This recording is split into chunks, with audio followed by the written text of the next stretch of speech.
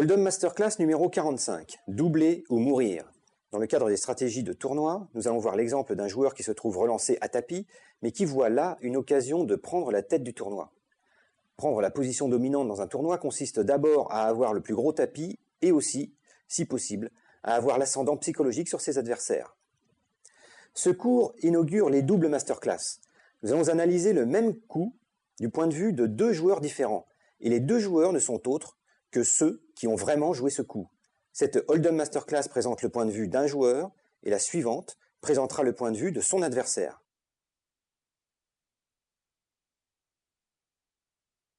Nous nous trouvons sur Internet en juillet 2007 dans un tournoi Sit and Go à $50 à une seule table. Il y a 9 joueurs au départ. Le niveau des blindes est de 100-200. Il reste 4 joueurs et la moyenne des tapis est de 3400.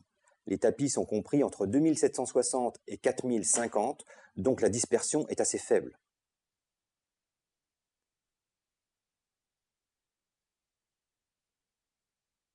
Notre personnage est joker de luxe. Nous sommes assis en position de petit blinde avec la paire de 10.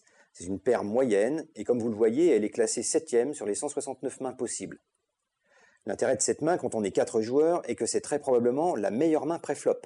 Pour nous battre, il faudrait qu'un adversaire possède la paire de valet, de dame, de roi ou d'as.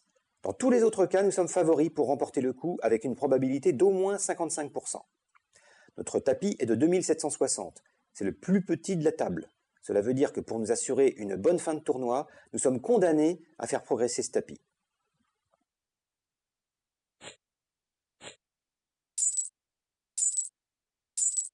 Indy Rookie passe, Nilda Great passe, et nous relançons Tossetti réfléchit, puis relance all-in à 3615, et nous payons en misant notre tapis. Que les deux non-blindeurs passent est une chance pour nous, car nous allons poursuivre le coup en tête-à-tête, donc dans une situation favorable. Nous ne devons pas payer le surblinde, nous devons le défendre, même avec la paire de 10, car c'est une main qui se dégrade rapidement. N'oublions pas que plus des 2/3 des flops ont au moins une carte supérieure au 10, et nous préférons enlever le coup sans aller au flop. Nous relançons donc à 3 fois le surblind en rajoutant 400 sur nos 200. Tossetti est un joueur que nous n'avons pas catalogué comme bluffeur et qui joue ses coups d'une manière solide. Il réfléchit longuement, puis finit par relancer all-in. Comme il nous couvre, cela signifie que nous avons maintenant 2 possibilités en matière d'enchères. Soit nous payons et nous subissons les 5 cartes du flop, soit nous passons et nous poursuivons le tournoi avec 2100, quasiment la moitié du plus gros tapis. C'est une décision dure car en plus, si nous perdons, nous ne gagnons rien. Dans ce tournoi, en effet, seuls les 3 premiers gagnants gagnent quelque chose. Comme nous nous voyons favoris, nous décidons finalement de payer.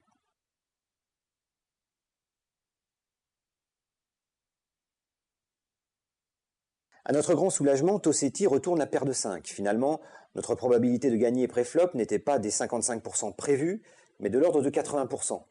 Au final, le tableau nous apporte 2 paires dame 10 et nous gagnons le coup. Cela nous donne un tapis de 5600 et nous prenons la tête du tournoi. La leçon de ce coup est que quand arrive une opportunité dans un tournoi qui nous permet d'obtenir une position dominante ensuite, nous devons saisir cette opportunité si le danger couru est acceptable. Ici, quel est le danger couru et est-il acceptable? Il est d'abord d'affronter une paire supérieure au 10. Ce danger est assez faible pour que Joker de Luxe n'en tienne pas compte dans son processus de prise de décision. Il considère donc qu'il a une probabilité d'au moins 55% de gagner le coup, soit plus d'une chance sur 2, pour un bénéfice énorme, celui de devenir chip leader du tournoi, donc d'accéder à la position dominante. Vu cet avantage, il est logique d'accepter de payer le all-in et de subir les 5 cartes du tableau. En outre, il se trouve que Joker de Luxe est petit tapis depuis longtemps, après avoir essuyé un mauvais coup. Cela le contraint à voler des pots souvent, et ce petit jeu devient dangereux à la longue. Il faut une circonstance pour doubler son tapis, et cette circonstance, c'est justement ce coup. Voyons maintenant le jeu de Tossetti. Il relance all-in comme cela lui est déjà arrivé plusieurs fois dans le tournoi. S'il avait une grosse paire, il aurait vraisemblablement piégé ou opéré à une relance simple, car il sait que Joker de Luxe se trouve dans une période de vol dépôt.